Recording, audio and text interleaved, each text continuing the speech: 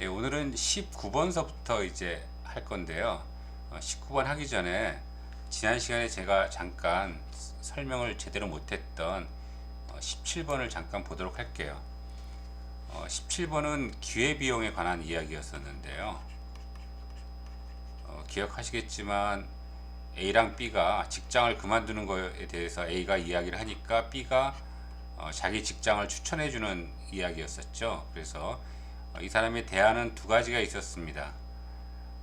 그냥 A안이라고 할까요? A안은 우즈벡 가는 것이었고, B는 B 회사로 옮기는 거였는데, 그런 경우에 얼마나 기회 비용이 생길 것인가 하는 것에 대한 문제였습니다. 이 문제에서 중요한 거는 이것들이에요. 확률을 이용해서 구하는 것들이었습니다. 즉, 채굴권을 따면 2억을 벌 수 있다 그러는데, 이 우즈베키스탄으로 가면 무조건 2억을 버는 것이 아니라 2억을 벌 수도 있는 거죠. 확률적인 것이죠. B 회사로 가도 무조건 연봉이 7천만 원일 수도 있지만, 뭐 어떻게 된다 그랬었죠? 예. 또는 뭐 4천만 원일 수도 있고 1천만 원일 수도 있고, 그 확률들이 얼마라고 되어 있었냐면 이렇게 주어져 있었습니다. 그래서 이 문제에서는 중요하게 구하는 것이 A 아닌 경우에는 내가 채굴권 사업에 들어가서 실패할 확률이 0.8이니까 성공할 확률은 0.이고, 그럴 경우에 2억을 얻을 수 있으니까 4천만 원이 기대 수익이고요. B 같은 경우에는 7천만 원을 받을 확률이 0.6, 그 다음에 4천만 원을 받을 확률이 0.3, 그리고 1천만 원을 받을 확률도 나머지 0.1, 뭐 이래서 이것이 아마 지난 시간에 기억하기로는 2,500만 원이 됐을 거예요. 그래서 제가 이제 이 문제를 풀 때 일단 기회비용은 상대적으로 작아야 되겠죠. 작은 것을 선택하는 것이 좋은데, 이 리을 지금 맞는 것은 이제 니은과 리을. 현재 직장은 연봉이 2천밖에 안 되니까 어쨌든 기대 수익은 더 높은 것들이잖아요. 그래서 옮기는 것이 일단 좋다라고 생각을 하고, 내가 A안, B안 중에서 하나를 선택할 거예요. 그런데 채굴권 사업을 하는 경우에 기회비용, 이 기회비용은 어떻게 계산하냐면, 내가 A나 B 중에 할 것인데 내가 A를 선택하면 B를 못하니까 그때 기회비용은 2,500만 원을 못 버는 거죠. 물론 자기가 4천만 원을 벌 수 있지만요. 그리고 B가 다니는 직장으로 이직하는 경우는 기회비용이 얼마냐면 4천만 원을 포기하는 거니까 이게 4천만 원이 되는 거예요. 그래서 이런 B로 이직하는 경우에 기회비용이 더 크다. 그렇게 해서 맞는 것은 니은과 리을이어서 뭐 답은 틀리고 그러는 거라서 기억 디귿이 되고 있습니다. 자, 이런 식으로 뭐 기회비용이라는 정의도 중요하지만 기대 수익을 계산하는 방식, 내가 벌 수 있는 돈 곱하기 확률, 이건 아마 여러분들 통계학 시간에 x의 기대값은 x값에다가 그 x를 얻게 될 확률 곱해서 전부 더한다, 뭐 이렇게 해서 공식을 배웠을 거예요. 이런 공식에 의해서 이런 2,500만 원이나 4천만 원이 계산이 되는 것이었습니다. 자, 그리고 18번 문제가 있었는데, 이 18번 문제 같은 경우에는 지난 시간에 키가 뭐였냐면 우리가 이것들 중에 뭐 하나 맞는 거 골라라 그러면은 이렇게 막 틀린 거 이렇게 하면서 그 중에 하나만 맞는 거니까 상관이 없었는데, 이렇게 맞는 걸 전부 다 고르는 경우에 이때는 좀 까다롭죠. 그래서 할 수 없이 이게 러프하게 계산하지 않고 정확하게 계산을 다 해봐야 된다는 것이 18번 문제가 좀 까다롭게 만든 문제였어요. 정확한 계산이 필요했다는 것이요. 뭐 4개 중에 맞는 거가 하나만 있다 그러면 러프하게 계산해 가지고 대략적으로 하나 고를 수 있는데, 이렇게 여러 개가 존재할 수 있다라고 이렇게 보기가 나와 있으면 그때는 좀 정확하게 계산을 해야 된다는 것이 이 문제의 키였습니다. 그리고 오늘 이제 19번서부터 이제 할 겁니다. 19번. 자, 고속도로에 관련된 내용입니다. 고속도로의 노선별로 또 차종별로 하루 교통량에 대한 자료입니다. 번호가 있는데 여러분들 경부선이 1번인 건 아시죠? 예. 그 다음에 남해선은 10번, 광주, 대구는 12번. 이거는 광주에서 대구 가는 건데 예전에는 88 고속도로라고 이야기를 했었어요. 그 88년도 서울올림픽을 대비해서 동서가 화합하라고 광주하고 대구하고 연결해주는 그런 고속도로를 만들었는데 뜻은 되게 좋은데 이걸 이제 그때 대통령이 이제 전 무슨 대통령이었습니다. 이 대통령께서 이 고속도로를 시멘트로 만드신 거예요. 또 우연히 또 친척분이 이분의 친척분이 또 시멘트 공장을 또 하고 계셨어요. 그래서 88 고속도로가 시멘트로 만들었는데 시멘트로 만들면 어떻게 되냐면 도로가 하얘요. 색깔이 하얗습니다. 그런데 이게 동서로 나 있잖아요. 그래서 그 해가 질 때쯤에 대구에서 광주 쪽으로 가다 보면 해가 이렇게 지고 있어요. 이렇게 서쪽으로. 그래서 이 해랑 도로랑 이렇게 되어 있고 이것이 색깔이 하얘가지고 눈이 부셔서 운전을 할 수가 없을 지경이었습니다. 어쨌든 쓸데없는 라떼 이야기고요. 예. 한 가지 상식을 또 말씀드리면 이게 홀수면 이 번호가 홀수면 남북으로 나 있는 그런 고속도로고요. 이게 짝수면 동서로 나 있는 그런 도로입니다. 이거는 고속도로뿐만 아니라 일반 국도에도 번호 붙일 때 홀수 짝수의 그 규칙이 이렇게 되어 있습니다. 자, 이렇게 많은 그 노선이 있는데 보시면 경부선에 가장 많이 차들이 다니고 있고요.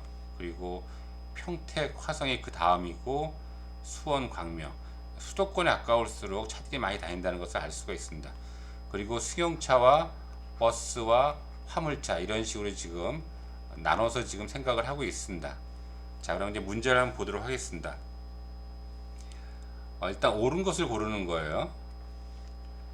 1번 경부선의 승용차 교통량의 비중은 경부선 총 교통량의 약 67.3%이다. 이 중에 하나 고르는 경우에는 약간 좀 러프하게 계산이 된다고 했었죠. 그래서 이 승용차의 비율이 전체 합계 중에서 약 67.3%라고 되어 있는데 여러분 67.3이면 무슨 뜻이에요? 약 3분의 2를 뜻하는 것이죠. 그러니까 요거 합친 것이 어떻게 된다고요? 이렇게 합쳐보면 이거 합치면 얼마입니까? 예, 3 더하는 거죠. 3 5 더하는 거니까 약 3, 1 정도 돼요. 31000이라고 생각을 하시고 3분의 2니까 이게 2배가 되는 거죠. 2배. 62000 이렇게 돼야 되는데 63이니까 66.7보다는 조금 더 많겠구나 해서 러프하게 그냥 계산해도 이건 맞다 라는 생각이 들 겁니다. 그래서 이런 경우에는 여러분들이 직접 계산하지 않고 67.3이다 그러면 3분의 2 이거가 3분의 1 이거가 3분의 2 그러니까 이거 합한 것이 2대1 이렇게 되어 있다라는 생각을 하시고 문제를 푸시는 거예요. 두 번째, 제시된 노선 중에서 차량 종류별 교통량이 낮은 3개 노선의 순위는 모두 같다. 이런 경우는 거의 답이 아니죠. 이런 경우는 계속 틀린 건데 차량 종류별 교통량이 낮은 그러면 승용차도 낮은 것대로 찾아보셔야 되고요. 이렇게 세 개군요. 그리고 버스도 가장 낮은 것 순서대로 찾아봐야 되겠죠. 이것만 찾아봐도 벌써 이 세 개가 일치하지 않는다는 것을 알 수가 있습니다. 자, 3번 남해선과 서해안선의 화물차 교통량의 차이는 남해선과 서해안선 화물차 교통량 차이, 남해선하고 서해안선의 화물차 교통량의 차이, 이 차이를 계산하는 겁니다. 이 차이가 얼마입니까? 약 1042, 뭐 이런 식으로 차이가 났죠. 예. 그리고 이것은 서해안의 버스 교통량, 서해안의 버스 교통량보다 이게 크죠. 1040이니까 1014이라서 이것도 틀린 거고요. 익산 4번이요. 익산 포항성의 일주일간 교통량은 19081대2다. 이게 지금 일일 교통량이거든요. 그러니까 일주일 교통량이라 그러면은 곱하기 7을 해주시면 되겠죠. 계산해 보시면 아마 계산이 맞지 않겠죠. 익산 포항선의 일주일간 교통량은 이거 다 더하면 얼마입니까? 이거 살짝 더하면 여기 631이니까 거의 8,000이죠. 여기다 더하면 18,000하고 8,000 더하니까 26,000 정도 될 거라고 생각하고서 그것을 7을 하면은 27, 24, 642 182,000 정도가 나오는군요. 이게 답이 틀렸습니다. 5번 노선별 버스와 화물차 교통량의 합이, 노선별 버스와 화물차의 교통량의 합이 승용차의 교통량보다 큰 곳도 있다. 자, 한번 볼까요? 아까 경부선 같은 경우에는 뭐 이거하고 두 개 합쳐도 2대1 비율이었죠. 2대1 비율이었죠. 이것도 어떻습니까? 더하면 이게 더 크죠. 이거 더하면 그래도 이게 더 크죠. 이거 더하면 크고, 이거 더하면 크고, 이거 더하면 크고. 이게 더 클 리가 없죠. 우리나라가 승용차가 엄청 많기 때문에 승용차의 통행량이 훨씬 더 많을 거예요. 자, 그래서 답을 이렇게 구할 수 있었습니다. 다음 문제 보도록 하겠습니다. 이건 두 문제를 풀 수 있는 그런 문제인데, 그림과 표가 같이 나와 있어요. 원자재과를 이제 표시한 것인데, 보시면 요 선그래프로 되어 있는 것이요. 선그래프로 되어 있는 것은 철근입니다. 철근.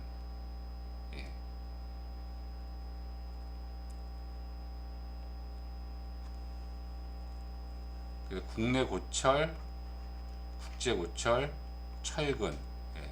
이건 뭐 고철하고 새로 생산하는 철근하고 뭐 그것들을 표시한 것인데, 그것의 가격 동향입니다. 여러분 보시면 시멘트 가격하고 그리고 철근 가격하고 당연히 다르겠죠. 누가 더 비싸요? 시멘트 1톤하고 철 1톤하고 당연히 철이 더 훨씬 비싸겠죠. 그러다 보니까 이걸 그래프로 표시하면 철들은 여기 올라가 있고, 그 다음에 시멘트는 저 밑에 이렇게 그림을 그려야 되거든요. 그럼 그림이 되게 좀 이상하죠. 그래서 이 두 개를 합치기 위해서 이런 식으로 콤보 그래프로 그려줬습니다. 그래서 이쪽 왼쪽 축에는 보시면 4만원부터 12만원까지 되어 있고요. 오른쪽 축을 보시면 10만원에서 90만원까지, 뭐 정확하게 10배는 아니지만 그냥 거의 10배 가깝게, 이쪽에 7배 가깝게 이쪽에 우측이 좀 많습니다. 그래서 이 철근 가격들은 이 우측에 있는 이런 것들은 우측에 있는 표를 따라서 우리가 보시는 거고요. 그리고 시멘트 가격은 왼쪽에 있는 표를 갖고서 얼마쯤인지 이제 보는 거예요. 그렇게 그리는 것을 우리가 콤보 그래프라고 이야기를 합니다.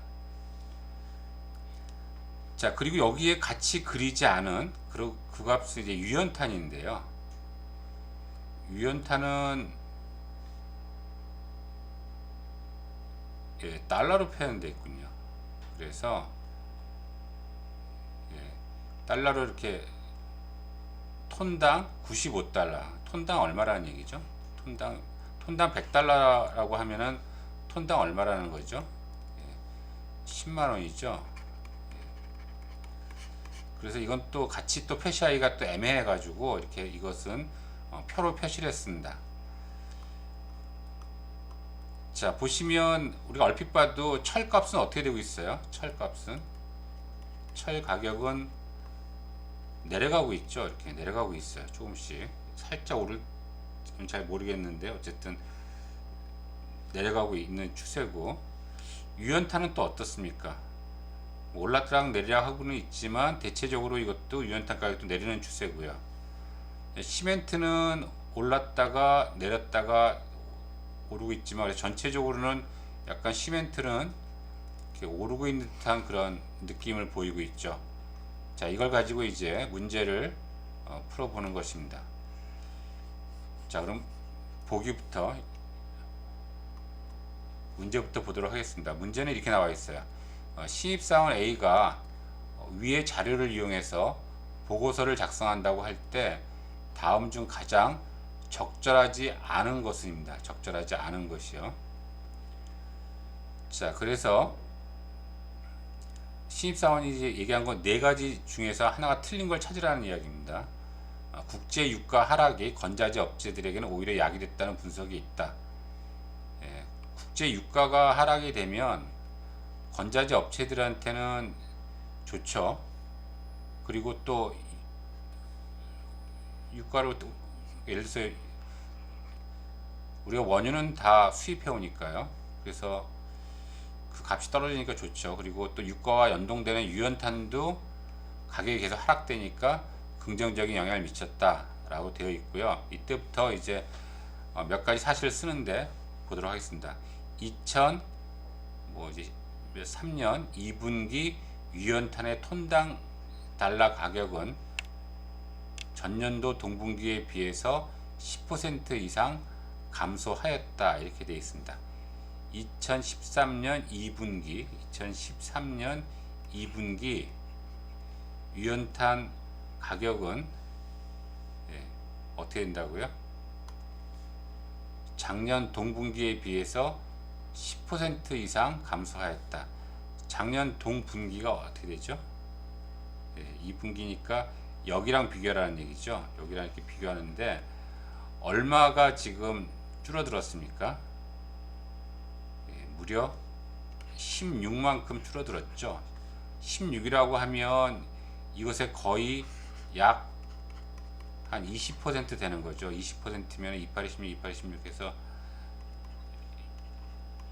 17.2가 줄어들어야 되는데 20%가 좀 안 되게 줄어들었죠. 지금 보시면 88에서 70으로 된 것은 거의 20% 정도 감소를 했다는 것입니다. 10% 이상 감소했다 했으니까 뭐 이건 일단은 맞죠. 그 다음에 2012년 4분기 이후에 유연탄의 톤당 달러 가격뿐만 아니라 철근, 국내 고철, 국제 고철 가격 모두 하락하면서 주택시장 재활성화와 더불어 건설업계에서는 호재로 작용하고 있다. 한 가지 우려되는 부분은 환율 역시 꾸준하게 상승하고 있다는 점이다. 4분기 이후에요. 볼까요? 4분기 이후에 보시면 이때부터 줄었죠? 이것도 줄었죠.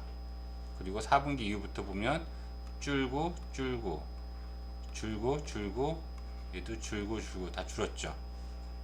그리고 어떻습니까? 환율은 계속 오르고 있습니다.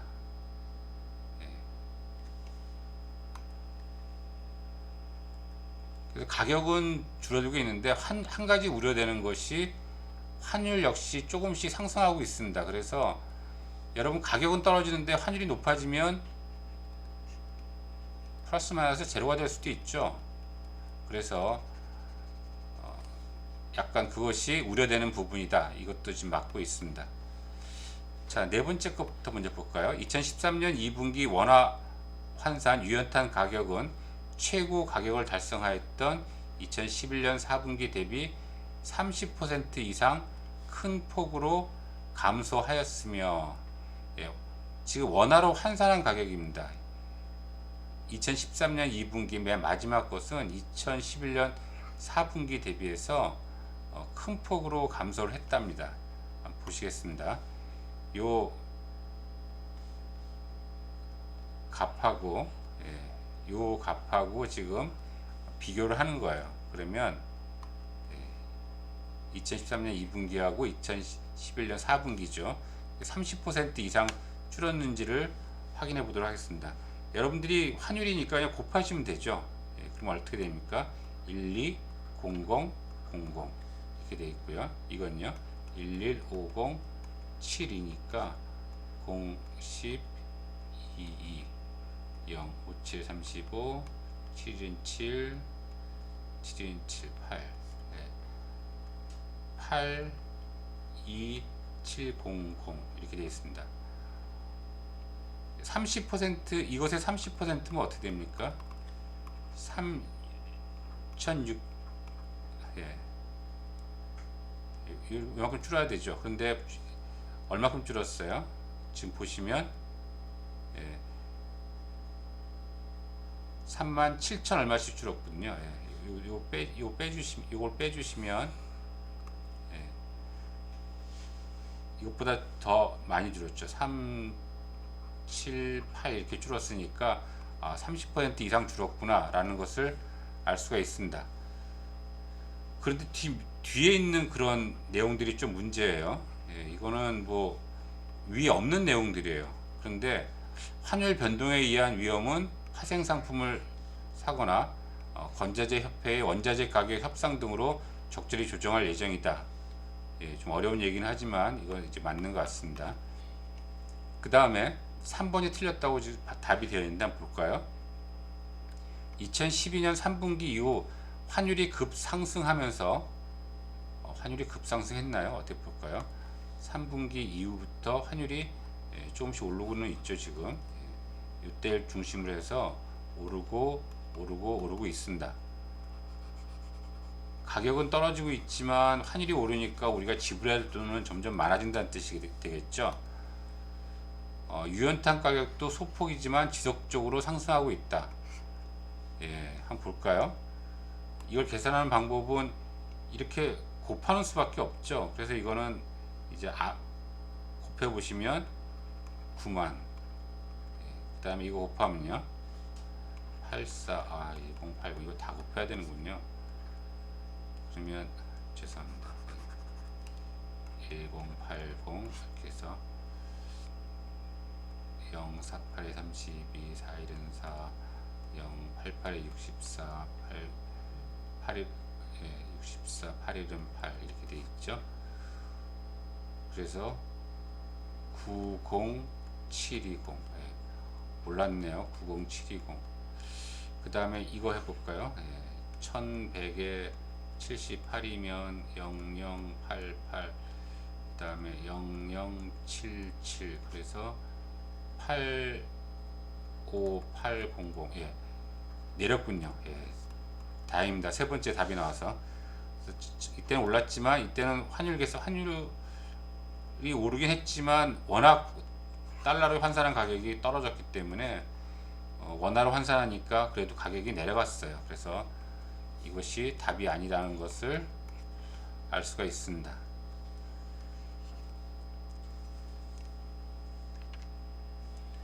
자, 그 다음에 21번 문제입니다. 21번 문제. 그래서 A는, 지금 보고서를 쓰고 있는 A는 2013년 총 예산을 구하기 위해서 다음과 같은 자료들을 덧붙였습니다. 다음 중 2013년 1~3분기의 총 예산이 많은 순서대로 바르게 나열한 것은 이렇게 되어 있어요. 2013년에 1분기, 2분기, 3분기 이렇게 되어 있는데 1분기, 2분기 되어 있고요. 그 다음에 우리가 이만큼 필요하다는 거죠. 이만큼 필요하니까 필요한 걸 다 하려면 이거 다 곱해봐야 되겠네요. 물론 이렇게 다 곱할 필요는 없을 것 같아요. 여기 보시면 총 예산은 자재별 수요량에다가 톤당 원화 가격을 곱한 값의 합으로 한다. 뭐 달러는 또 이거 원화로 또 환산해야 되죠. 환산까지 해야 되고, 이것도 그렇게 해서 전부 다 계산을 해야 되는데, 문제를 먼저 보도록 하겠습니다. 3분기는 이렇게 돼 있어요. 3분기는 주택 경기가 살아나면서 건설 자재의 수요가 증가할 것으로 예상된다. 예, 더 많이 건설 자재가 필요할 거라는 거죠. 예. 그래서 건설협회는 2013년 3분기에 직전 분기, 그러니까 2분기에 대비해서 철근과 국내외 고철 수요가 각각 10%씩 증가할 것으로 예상하였다. 예, 다 이게 10%씩 이제 증가를 한대요. 그래서 유연탄의 톤당 달러 가격이 하락함에 따라 유연탄 수요도 직전 분기 대비 10% 증가할 것으로 나타났다. 이렇게 되어 있습니다.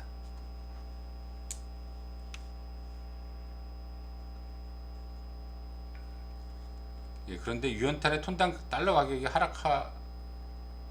하락하고 수요도 10% 증가한대요. 예.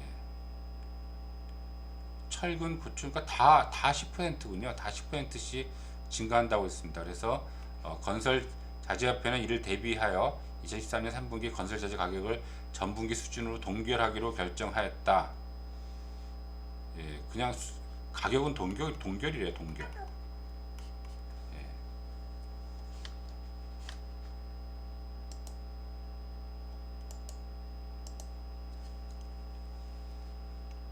그리고 유연탄의 경우도 직전 분기 수준의 톤당 가격 형성 등을 내다보았으며 환율도 직전 분기 수준에서 머물 것으로 예상됐다. 예, 이거는 10% 늘어나면서 가격은 동결이고, 그 다음에 이것도 가격이 거의 비슷할 거라는 거예요. 그러니까 2분기보다는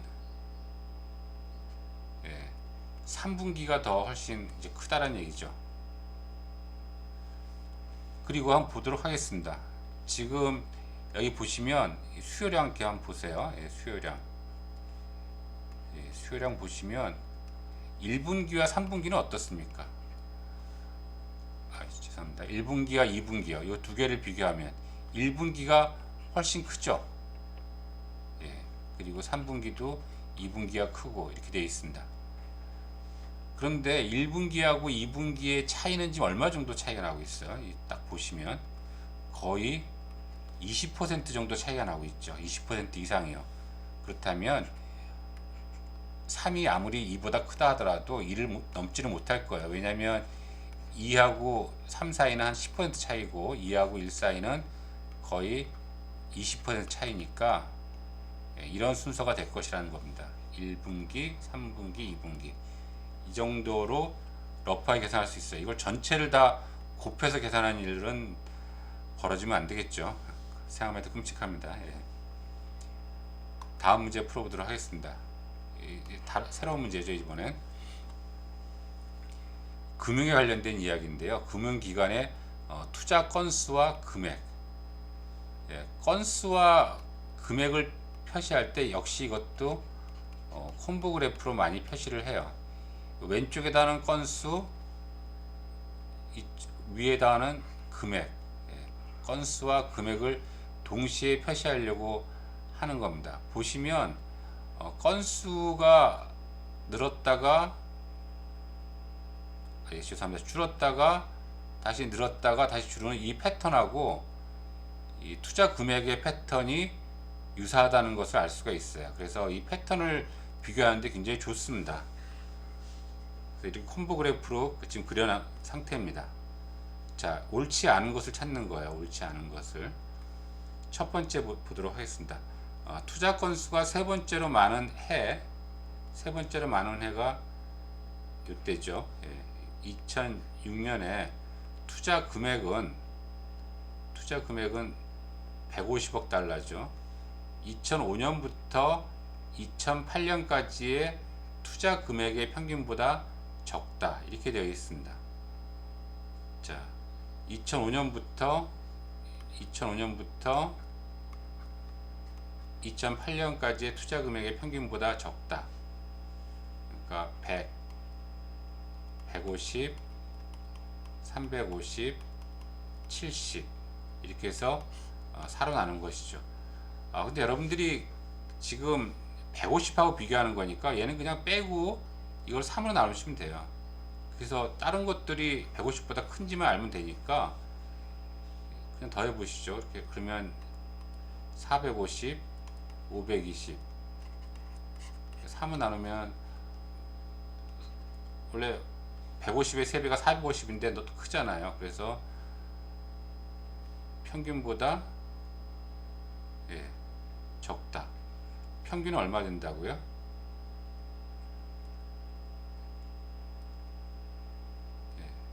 3을 나누면 3일은 3, 7, 그 다음에 3.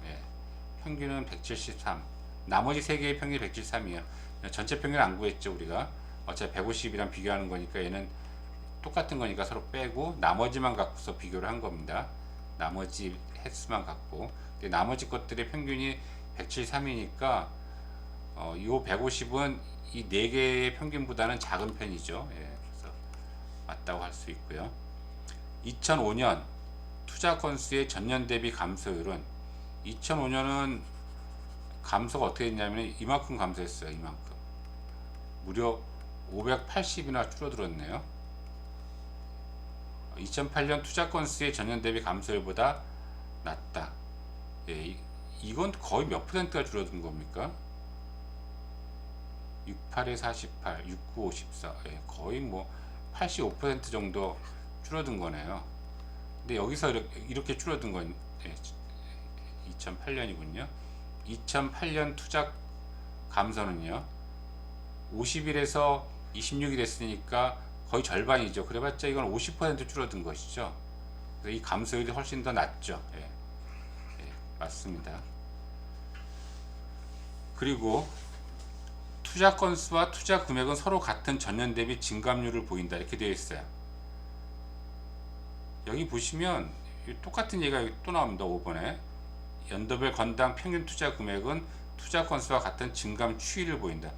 증감률을 보이는 건 아니죠. 똑같은 증감률을 보이는 건 아니고 똑같은 증감 추이를 보이는 거죠. 이렇게 추이가 똑같은 거죠. 그래서 이건 맞고 이건 틀리고요. 2008년도 투자 건수의 전년 대비 감소율은 50% 이하이다. 자, 50일에서 얼마가 줄었어요? 50일에서 25가 줄어가지고 26이 된 거죠. 그러면 50일의 50%가 25.5인데 그것보다는 조금 덜 줄었죠. 그래서 50% 이하이다. 그건 맞는 것 같아요. 제가 너무 빨리 계산했네요. 여러분 계산할 틈도 없이. 자, 어쨌든 이렇게 풀 수 있고요.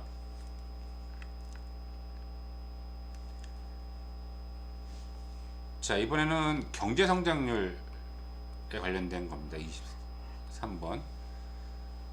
한국과 중국, 일본, 싱가포르, 미국, 영국, 독일, 아시아 국가하고 미국, 유럽 국가를 비교를 했는데 지금 96년부터 뭐 2000년까지니까 이 당시만 해도 한국이나 중국이나 싱가포르는 개발도상국이요. 개발화 중에 있는 선진국이 아니었죠. 그래서 이것은 한국하고 중국하고 싱가포르는 개발도상국이었고, 그리고 일본과 미국, 영국, 독일은 선진국으로 분류되어 있습니다. 자, 이 설명으로 옳은 것을 찾는 것입니다. 그런데 여러분 보시면은 우리나라의 그 경제성장률이 6.8%, 5.0%, 요즘 최근 들어서 한 2010년 정도 되면은 그 다음부터는 경제성장률이 2%에서부터 3% 정도예요. 이게 보통 일반적입니다. 여기 보시면 지금 선진국들은 대부분 2%대에서 3%이 정도 이렇게 되고 있어요. 선진국이 되면 이렇게 되는 것이 너무 당연해요. 근데 경제 성장률이 예전에 비해서 너무 낮다라고 이야기하는데, 이렇게 경제 성장률을 유지해야지만 물가도 안정되고 여러 가지 면에서 경제도 좋습니다. 그런데 개발도상국인 경우에는, 특히 중국 한번 보세요. 중국은 9%, 8%, 7.8, 7.1, 8.0인데 뭐 거의 10%에 육박하면서 지금 경제 성장을 하고 있습니다. 엄청나게 많은 경제 성장을 이루고 있어가지고 굉장히 많은 세계의 자원 이런 것들을 다 쓰고 그것에 따른 여러 가지 문제도 많이 만들어내고 있죠. 그래서 너무 급격한 지금 경제 성장이 전 세계적으로 부담이 되고 있긴 해요. 경제 성장이 굉장히 높다는 것을 기억을 하시고, 그리고 우리나라도 보시면 이때가 내려갔네요. 예. 일본도 내려갔고요. 싱가포르도 내려갔어요. 이게 우리나라 IMF 때라고 생각하시면 됩니다. 예. 국제통화기금에서 돈을 빌려 쓰고 우리가 좀 살림을 좀 긴축 재정을 할 것을 약속을 하고서 돈을 빌려가지고 그때부터 경제 성장률은 좀 떨어진 편이죠. 너무 많이 떨어져서 그 다음에는 좀 올랐고 그 다음에도 올랐는데 좀 지나면 이제 안정화되고 있죠. 자, 이런 추세를 그냥 보시고서 문제를 풀어보도록 하겠습니다. 미국과 독일의 경제 성장률은 지속적인 증가세를 보이고 있다. 예. 경제 성장률은 높아지고 근데 줄어들고 높아지고 있죠. 독일은 어떻습니까? 높아지고 있다가 다시 줄어들었죠. 예, 이때 한번 줄어들었기 때문에 항상 증가하진 않군요. 개도국에 비해서 선진국의 삶의 질이 높다. 뭐 이런 얘기는, 삶의 질에 관련된 이야기는 전혀 없기 때문에 틀리다기보다는 잘 모르겠다죠. 예. 옳다고 볼 수 없죠. 90년대 후반에는 영국의 GDP가 독일의 GDP보다 크다. 이거 경제 성장률이지 GDP 관련된 것은 지금 알 수가 없죠. 예. 개도국에 비해 선진국의 경제 성장률이 높다. 예. 보시면 아시겠지만 개발도상국들이 훨씬 더, 이때를 제외하고 하더라도 훨씬 더 경제 성장률이 높다라는 것을 알 수가 있죠. 예. 개도국이 높습니다. 1998년 아시아 국가들의 경제 성장은 둔화되었다. 예. 일단 한국하고 일본하고 싱가포르는 둔화됐는데 보시면 어쨌든 줄었으니까 중국도 이것도 맞다라고 봐야 되겠죠. 자, 다음은 24번입니다. 고용에 관련된 이야기예요.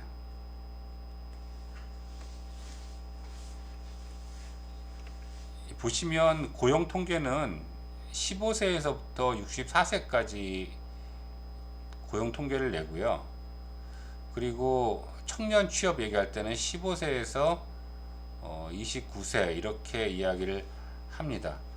근데 뭐 우리나라의 대부분 15세에서 18세는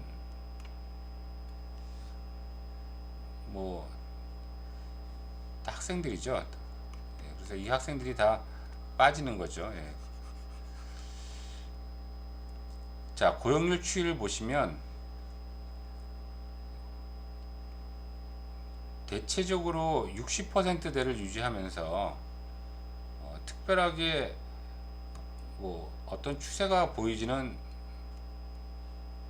않습니다. 조금 올라도 조금씩 오른 거죠. 그 정도의 수준입니다. 지금 현재. 그리고 취업자 수를 보시면, 취업자 수는 이제 여기 보시면 취업자 수가 얼마나 나와 있습니까? 단위가 10만 명이니까 지금 10에 10만 명이니까 100만 명쯤 된다는 얘기죠. 예, 이런 식으로 250만 명 뭐 이렇게 되어 있는데 여기 단위가 조금 좀 죄송합니다. 취업자가 만 명 기준이거든요. 그러니까 이게 10만 명, 25만 명, 17만 명 이런 식이에요. 근데 여러분 아시다시피 우리나라 취업자가 10만 명이라는 건 말이 안 되죠. 그러니까 이만큼 증가했다는 거예요. 그러니까 17년 6월에 비해서 취업자 수는 전년 동월에 대비해서 비교를 합니다. 전달하고 비교하는 것이 아니라 왜 그러냐면은 이 고용 시장이 약간 이 계절 변동이 있거든요. 어떤 때 고용이 많이 되냐면 뭐 여름같이 뭐 관광지가 성수기일 때 고용이 좀 많이 되고 겨울에 고용이 적고 이제 그런 게 있기 때문에 비교할 때 전달하고 비교하는 것이 아니라 같은 달, 작년도, 전년도 같은 달하고 비교를 합니다. 전년도 같은 달에 비해서 얼마나 늘었어요? 10만 명이나 늘어났어요. 10만 명이나. 10만 명이 취업자가 늘어났습니다. 그런데 취업률은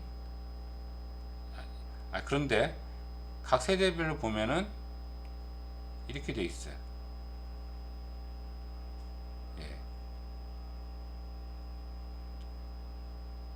이게 뭔 소리죠? 왜 여기 마이너스가 됐죠?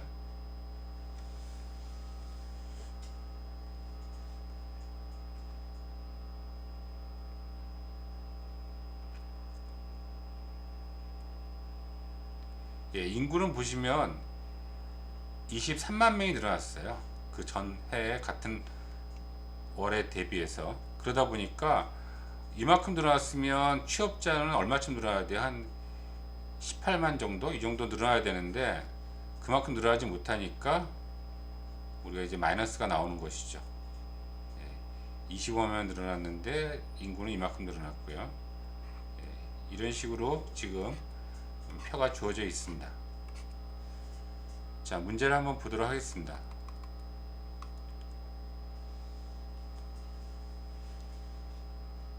자, 고용률하고 취업자하고 이제 고용률을 또 콤보 그래프로 표시를 했습니다. 이쪽은 이제 숫자고 이쪽은 퍼센테이지입니다.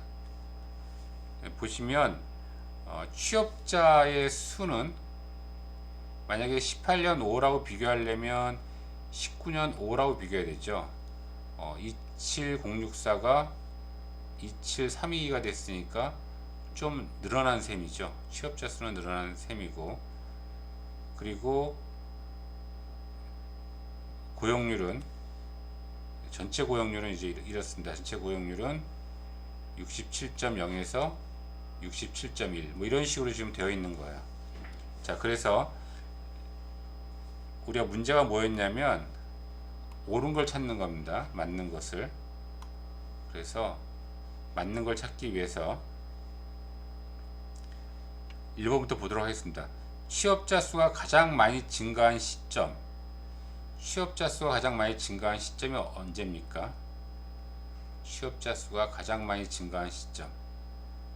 이 막대 그래프가 취업자 수인데 가장 많이 증가한 시점을 보시면 일단 이때가 좀 많이 증가한 것 같죠. 얼마쯤 증가했습니까? 500명은 좀 안 되는 것 같고요. 459명이 증가를 했네요.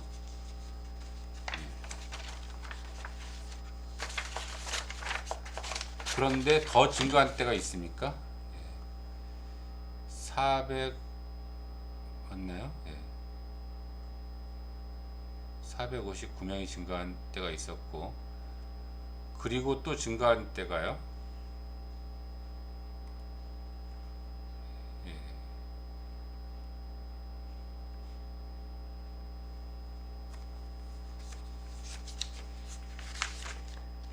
옳은 걸 찾는 거죠.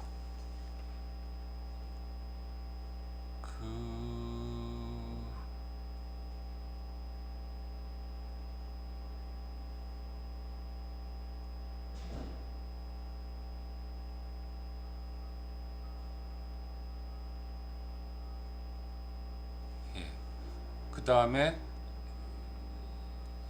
어쨌든 이때 가장 많이 증가했네요. 이때가 가장 많이 증가했다라고 지금 저한테 그렇게 보여요.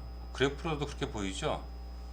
그리고 15세에서 64세인 경우에 15세에서 64세인 거는 이게 세모로 되어 있는 겁니다. 여기서 가장 많이 증가한 시점이 언제인지 한번 보도록 하겠습니다. 가장 많이 증가한 시점. 지금 요 시점에 얼마큼 증가했습니까?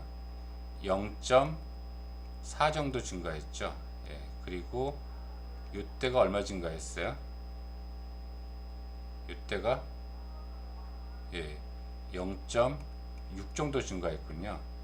그러니까 시점은 동일하지 않군요. 예. 고용자 수 가장 많이 증가한 때는 이때인데 고용률이 가장 많이 증가한 때는 이때라고 볼 수가 있습니다. 자, 두 번째, 2017년 6월에 인구수가 13만 2천 명이라고 가정할 때, 예, 어려운 얘기가 나왔군요. 드디어 2017년 6월 2017년 6월에 인구수가 13만 2천 명입니다.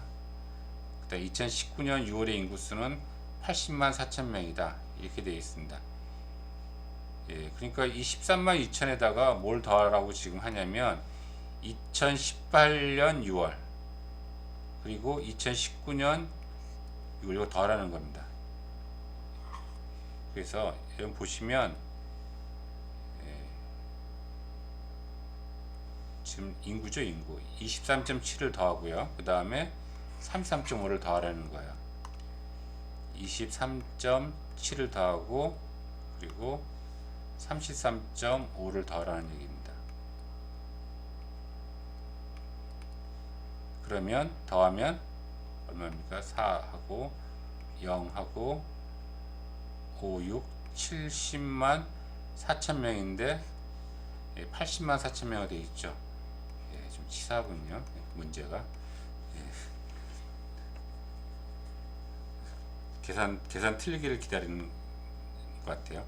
자, 3번 2019년 6월에 15세 이상 인구수가 13.1만 명이라고 가정할 때 2019년 6월에 15세 이상의 인구수가 13.1이라고 가정할 때 2019년 6월에 15에서 16, 64세 취업자 수는 8만 8천 명보다 많다. 와, 이게 무슨 뜻이죠?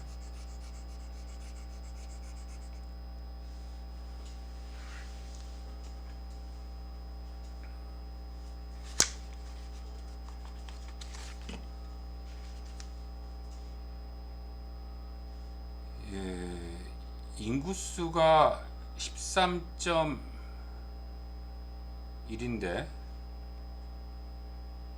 취업률이 좀 얼마죠? 취업률이 2019년 6월에 취업률은 67.2%입니다. 67.2% 13.1에서 곱하면 이거 다 곱해야 되나 보죠. 이런 곱셈 하기 싫은데.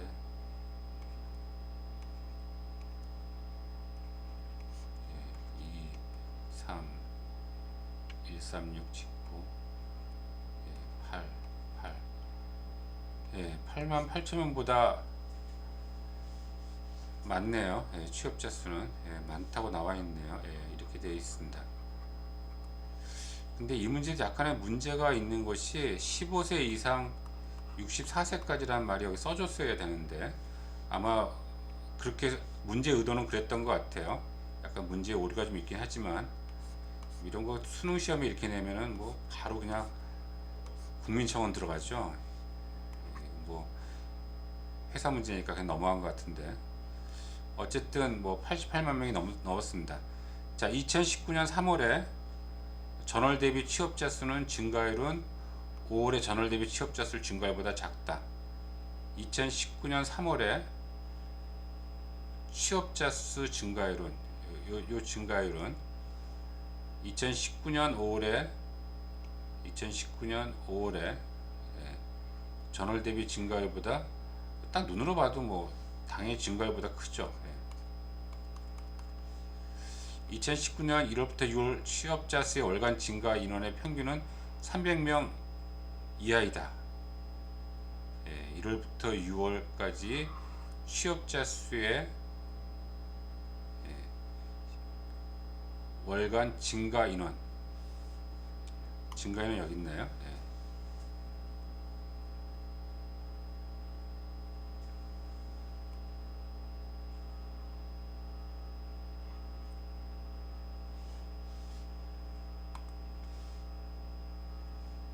평균은 300명 이하이다.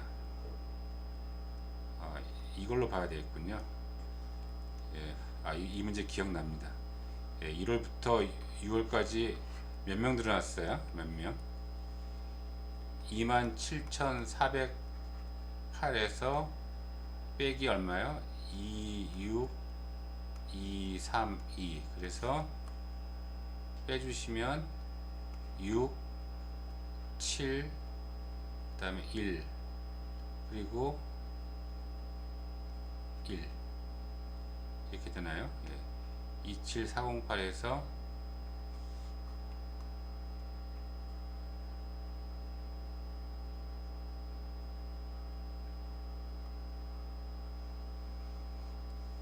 이렇게 되어 있습니다.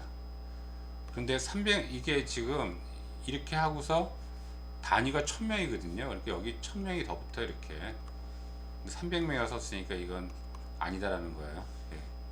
예. 약간의 함정이죠. 이 단위를 볼 줄 아느냐 하는 문제입니다. 예.